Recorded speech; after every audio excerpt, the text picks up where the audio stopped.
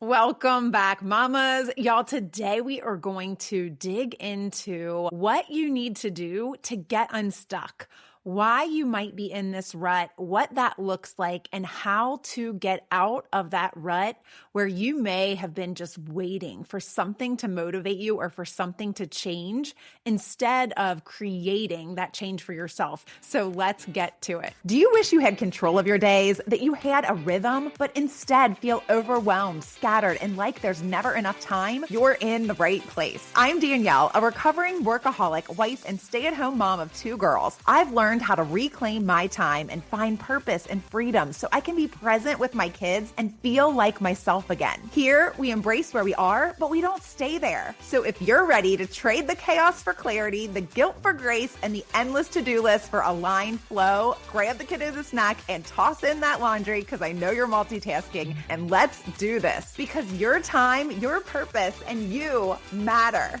Okay, mamas. So on Tuesday, I asked you to ponder the question of whether you were just waiting to be motivated or whether you were actually creating the change that you want to see in your life. And it was a question. I just wanted you to think about it. I wanted you to kind of challenge what you're thinking or what your mindset or what you might be doing or not doing, right? That is keeping you kind of stuck in that rut. And today I want to just get really clear on what it is, like what does it look like to be in this rut? What does it look like when you are just wanting to get unstuck? You feel stuck. What does that look like and how to change it? What to do? What are the steps you can take to get yourself out of it? So the first key to getting unstuck is actually just recognizing that you're stuck in the first place. Recognizing that you are in this place where you need to change, right? Where you are stuck and you feel maybe trapped. And recognizing that you are stuck may feel like exactly that. Like you feel trapped. You feel like, how did I wake up and all of a sudden I'm in this life that I thought that I was wanting. I thought that this is everything that I wanted. I feel like I should be happy, but I'm just not. And you kind of feel trapped there because you don't even recognize like why you're unhappy. You just know that you are and you feel like you should be happy, right? You feel like something is wrong with you. So that is the first kind of key to recognizing that you are kind of in this rut. The second thing is that waiting to be motivated. That question that I asked you to think about on Tuesday is, are you waiting? You are keeping busy, right? Like you're actually keeping busy like it's your job. Like you are doing all of the things. You are volunteering in all of the places. You are taking the kids here, there, and everywhere. You are keeping yourself super busy, almost like it's your job because you are waiting for something to come along that is going to motivate you. You aren't necessarily wanting to say yes to all of these things that you're saying yes to, but you feel like you have to because you know that if you don't keep busy and you don't keep moving, that you're going to fall deeper into this place of unsettled, right? You're going to fall deeper into this unhappy feeling that you are already feeling. And you know that if you don't keep moving or if something doesn't come along that motivates you, you are going to just be stuck there. That's what you feel like, right? And so you wake up overwhelmed. That is another key. Like if you wake up feeling that overwhelm before the day has even started, that is another key that you are stuck. You are stuck in this rut.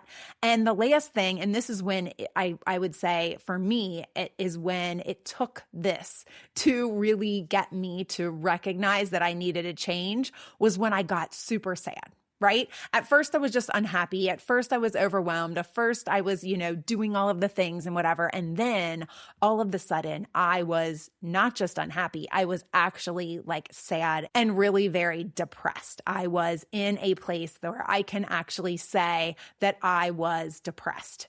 And that was a super hard place to be. So what you need to do next is you need to actually have the desire to change, right? You need to have that desire to change. There's a Les Brown quote that I want to share that says, wanting something is not enough. You must hunger for it. Your motivation must be absolutely compelling in order to overcome the obstacles that will inevitably come your way. So Les Brown says you have to want something, not just want it, but you have to be truly motivated by your hunger to want to change, right? You have to desire something to change in your life. If you are feeling like you're in this circle or this cycle of overwhelm, you have got to want to change. And then the next step is actually believing that you can. Believing that you can change. Because let me just tell you, as someone who has changed and someone who knows what it feels like to be in all of those places and to be in that rut, that the desire to change isn't enough on its own. You have to actually believe that you are capable of change. It reminds me of that like father in the Bible, the father of the son who he needed Jesus to do a miracle for him. And the man said to Jesus, he said, Jesus, I do believe, but please help me in my unbelief. He said, help me in my unbelief. So he believed that Jesus could do this miracle. He believed, but he needed help with his unbelief. So sometimes you might have to turn to God, right? You may have to turn to God to give you the little bit of extra motivation that you need. I know when I was in that sad and depressed place, you've probably heard me talk about it many times, how I just had to go straight to the mirror and I had to literally summon the strength of Christ because I didn't think I could do it on my own. Like I believed that I could, but I still needed help with my unbelief that I could. Because even though you might believe that you can get out of this, or maybe you believe that you can change, or maybe you believe you should be happy and that you have the capability to be happy, but there's a small part of you that has a little bit of unbelief still, and you need help with that. And so I'm going to tell you that with Christ, all things are possible. Right? With Christ, all things are possible. So go to God and literally pray to him and ask him to help you with that unbelief, help you get the strength to know that you can, because that is key in being able to actually do the next step, because the next step is actually reflecting. And in order for you to be able to do the work to reflect, you are going to have to be in a place where you have that belief in yourself, right? You don't just need the desire to change. You actually need the belief in yourself. You need to reflect and start getting clarity on what is important to you and why. Why it's important is very important, right? That why is a driver. Like, what is it that you need? What are your core values? What are your beliefs? What is it that are your strengths? How do you get out of this? And what does that look like for you? What does your family need from you? And what do you need, right? I have a Lou Holtz quote I want to share with you that says, ability is what you're capable of doing. Motivation determines what you do. And attitude determines how well you do it. Motivation determines what you do. So you need to know what is important to you, and more importantly, why it's important to you, because that motivation is going to determine what you are doing. Your ability is what you're capable of doing, but without that motivation, especially if you are in that deep rut, right? When you're in a rut, you need the motivation. And right now, you might be waiting for something outside of yourself to like come in and swoop you up and bring you that motivation. But I'm here to tell you that you can create it. You can create it. It is going to determine what you do, and your attitude is going to determine how well you do it, right? Your attitude, that belief, you're going to tap into that belief that you can do it. And then you need that motivation of why. Why is this important to you? You are going to get that clarity from doing the work that we are always talking about, right? The work of what is important to you and why. The foundation that we build in my coaching is exactly that work. And I've talked about it many times and how you can do that work on your own. But sometimes it does. It not only takes God, but it takes someone else. It takes a third party to really help you along, to really get you to where you need to go, to really give you all of the tools that then you can take action, and you can take action in alignment with your priorities, right? That is the last step. You want to take action in alignment with those priorities. You want to be able to filter all of your decisions through all of that clarity that you've gotten, through all of those priorities that you have defined. Then you are able to take action in alignment with that. There's a Walt Disney quote that says, "The way to get started is to quit talking and start doing." The way to get started, it is obviously to quit talking and start doing, right? We can say we want to get out of this rut. We can say that we want to be out of this overwhelm, that we don't know why we're sad. We don't know why we're unhappy. We don't know what is going on. But until we decide to actually just quit talking about it, and it could just be talking to ourselves, right? Because I know when I was in this place, I wasn't sharing that with anyone. I did not tell anyone that I was in this place, what I was feeling, because I was ashamed of it. I was embarrassed of it. But I was sure talking in my head to myself about it, right? But I needed to quit talking to myself in my head. I needed to do this work, and I needed to take the action so that I could walk in alignment with my priorities and bring myself this joy and fulfillment that comes along with that. And that is exactly what you need to do. That is exactly what you need to do. And I would love to help you do that. I want to end with one quote here from Maya Angelou that says, "My mission in life is not merely to survive, but to thrive."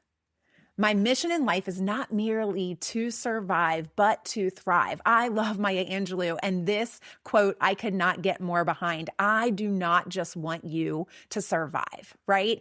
I spent a lot of time in survival mode, and I do not want that for you. I don't want you to feel like you have to stay stuck in this survival mode. That mom life is just about that, right? Like it's about all this like self-sacrifice and all of these things that sometimes we can tell ourselves that are actually a lie, but we start to believe them because everyone seems to say that that's what moms do, right? Like we need to sacrifice. And so we kind of fall into this trap of thinking that what we're needing to sacrifice is our happiness. And that is not true. Like there are a lot of sacrifices that we do as parents, as moms. There are very many things, but one of the things that you do not have to sacrifice is staying stuck in this overwhelm, in this place where you feel super unhappy and unfulfilled. You do not have to stay stuck there.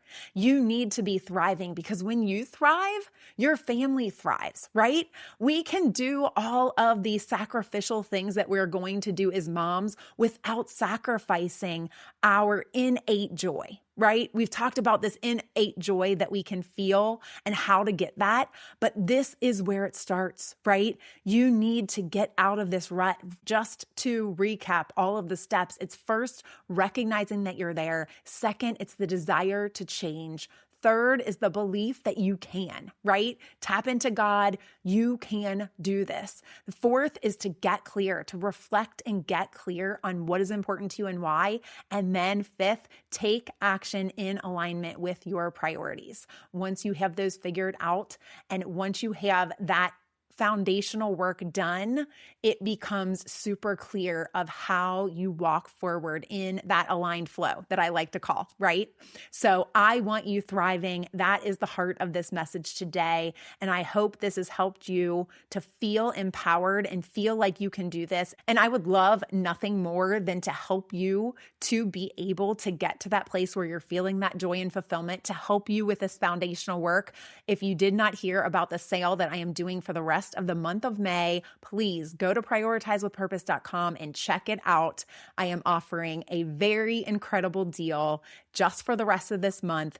It started as a Mother's Day thing. Go back and listen to my episodes on grace last week, but this is something that I believe will help you to get out of this rut that you may be stuck in. And I would love and be honored to help you walk through it. So prioritizewithpurpose.com, prioritizewithpurpose.com unstuck.com/coaching will take you right there and sign up for either one call, which I'm offering at a super great deal, or 3 calls. Okay. I never usually do more than 1 call, but for this month, I'm actually offering a 3-pack that you can purchase at a super reduced rate. So snatch it up while you can, and I will meet you right back here next week. I hope you enjoyed today's episode, Mama. If so, please leave a review on Apple Podcasts and then hit share and send this to a mom who needs this in her day. I'll meet you right back here next week. Keep smiling, y'all.